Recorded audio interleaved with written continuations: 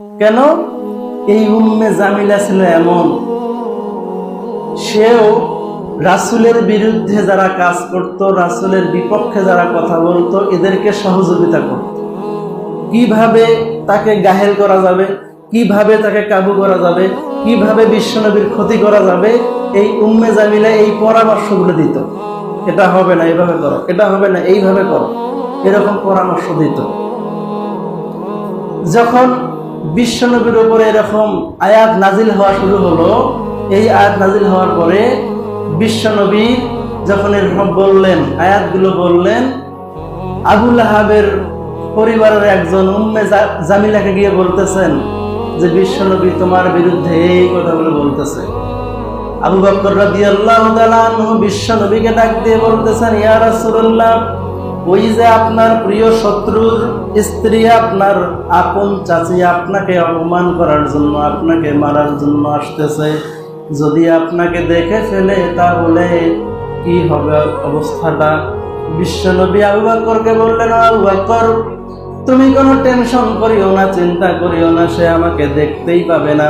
বিশ্বনবী কথা বলে সূরা ইয়াসিন তেলাওয়াত করা শুরু করলেন, ইয়াসিন ওয়াল কুরআনিল হাকীম ইন্নাকা লামিনাল মুরসালিন আলা সিরাতিন মুস্তাকিম।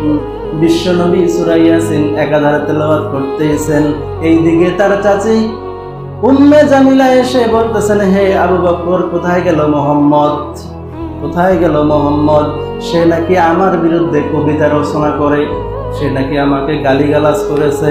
আবু বকর রাদিয়াল্লাহু তাআলা আনহু বলেন, আল্লাহর কসম করে বলি, মুহাম্মদ সাল্লাল্লাহু আলাইহি ওয়াসাল্লাম তোমার বিরুদ্ধে কোনো কবিতা রচনা করে নাই, তোমাকে কোনো গালিগালাজ করে নাই।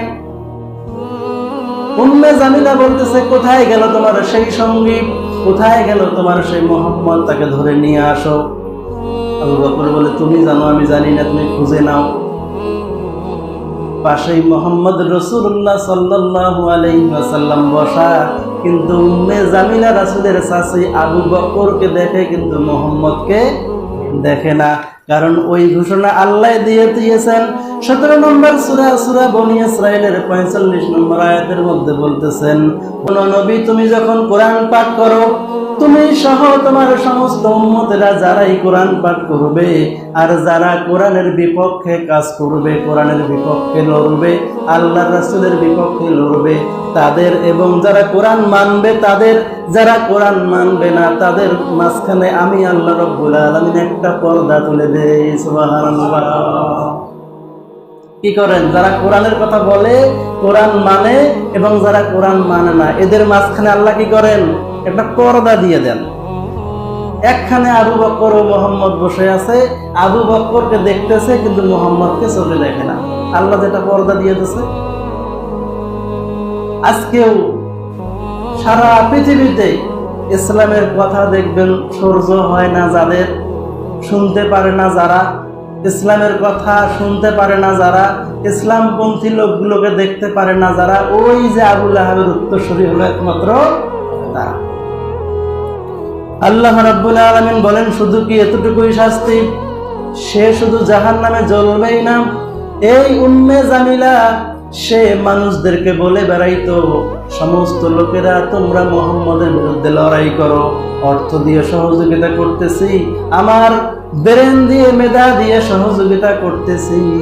এই সহযোগিতা করতে গিয়ে যদি আমার এই গলার হারটা পর্যন্ত বিক্রি করে সহযোগিতা করা লাগে, আমি তবুও সেটা করব।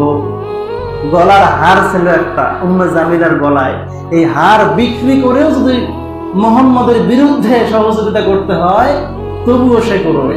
এই জন্য আল্লাহ রাব্বুল আলামিন সূরা লাহাবের 5 নম্বর আয়াতটা নাজিল করে দিয়ে বললেন, ফি জিদিহা হাবলুম মিন মাসাদ, তার গলার মধ্যে আগুনের হার, আগুনের বেড়ি পরিয়ে দেওয়া হবে। নাউজুবিল্লাহ। উম্মে জামিলার গলায় কি পরিয়ে দেওয়া হবে? আগুনের বেড়ি, আগুনের হার পরিয়ে দেওয়া হবে। এজন্য আমাদেরকে আবু লাহাবের চরিত্রে আমাদের চরিত্র গঠন করা যাবে?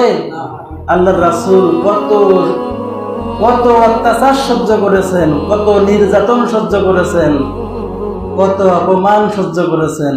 রাসূল সাল্লাল্লাহু আলাইহি ওয়াসাল্লাম যেই নির্যাতন, যেই অত্যাচার, যেই অপমান সহ্য করে ইসলাম কায়েম করে দিয়ে গেছেন, আমাদের উচিত কি ওই ইসলাম যতদিন আমরা বেঁচে থাকবো ততদিন পর্যন্ত আল্লাহর দুনিয়াতে যেন ইসলাম টিকে থাকে এই চেষ্টা করা। এই জন্য কি শুধু মুখে মুখে স্বীকার করলে হবে? আগে কি করতে হবে? নামাজি হইতে হবে। আমানা বিল্লাহ, আল্লাহর প্রতি কি ঈমান আনতে হবে। ও আমানার রাসূল, রাসূলের প্রতি ঈমান আনতে হবে। ওয়া আকিমুস সালাত, নামাজ কায়েম করতে হবে। ওয়া আতুজ যাকাত, যাকাত প্রদান করতে হবে। তবেই না আমরা প্রকৃত ঈমানদার।